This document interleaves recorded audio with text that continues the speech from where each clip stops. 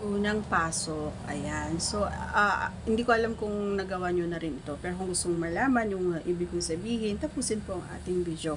Once again, please do me a favor. Please do subscribe and click our tiny notification bell so that you'll be updated every time we have a new upload videos. Disclaimer din po, ang video po natin ay para lamang po sa may bukasang kaisipan at may malawak na pang-unawa. Kung wala po tayo nito, maaari na lamang pong mag-skip at mamili ng mga videos na nararapat po para sa inyo.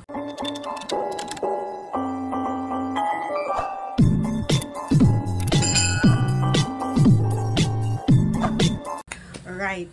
So, alam niyo mga idol, pag sa unang lagay kasi ay talaga naman na mararamdaman mo yung talagang mapapaurong ka pa, no? Kasi nga minsan sa sobrang gigil ng mga kapareha natin ay hindi na nila namamalaya na medyo hindi pa handa kumbaga yung sarili natin, or although handa na tayo pero yung nasa baba ay hindi pa siya na kumbaga wala pang pampa last do, ganyan, wala pang pampadulas. Kasi nga, pag bigla-bigla kasi sa unang pag sa bungad pa lang, kapag wala kang ginawa, basta ka na lang, alam mo yun, nagmamadali ka, or bigla mo na lang inilagay doon. So, wala ka talagang, ang tawag dito, diba? So, kailangan talaga doon, kailangan pa rin ng, masasabi kong romance. Kasi nga, importante iyon na yun, doon kasi doon ako kumukuha minsan ng lakas din ng loob, or yung hindi ko, parang alam mo yon yung nag-iiba yung nag-iiba yung sitwasyon. Kasi nga, every time, lalo na kapag nakita ko na magaling ka, or talagang na-appreciate ko yung ginagawa mo, yung pagtatrabaho, syempre may price. Ano nga ba yung price? Syempre, mas ginagalingan natin, and then ginagawa ko yung best ko para marinig ko yung malambing mong diba? So, yun lang naman yung price na gusto or hinahangad ko. And then, syempre, yung pagtatrabaho mo din, parang give and take lang kumbaga. Kasi wala namang ibang makikinabang kung kami parehas, di ba? Kung masasaya siya, or di ako din masasaya, or masasarapan din siya, masasarapan din ako. So, dapat give and take, and patas kayo every time na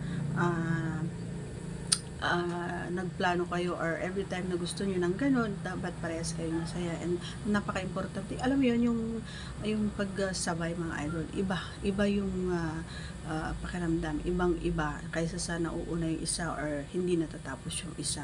Kasi alam niyo, napaka-unfair pag ganun lagi yung ginagawa niyo, no? Yung kayo lagi yung natatapos, and then hindi niyo man lang naiisip kung ano yung feelings, or ano yung mararamdaman ng kapareha niyo kapag hindi siya natapos. So always think of your partner mga idol, okay? Kasi nga walang kasing saya, at saka alam niyo, kapag ganun ang nangyari, masaya ang face ng misis nyo, or yung mga jowa nyo, or yung mga partner nyo, kasi nga natapos sila, and alam nila na kumbaga iba yung pakiramdam kapag natapos ang babae.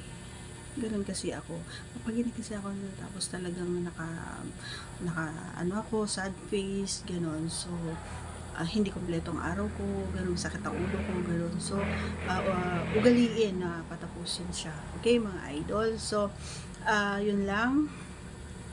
And do your best. Siyempre, paramdam nyo yung pag-care nyo, yung love, gano'n. Okay? So, that's all for today's video. Once again, if you are not yet connected, please do subscribe and click our tiny notification bell so that you'll be updated every time we have a new upload videos. Thanks for watching, everyone. See you again on our next vlog. Bye!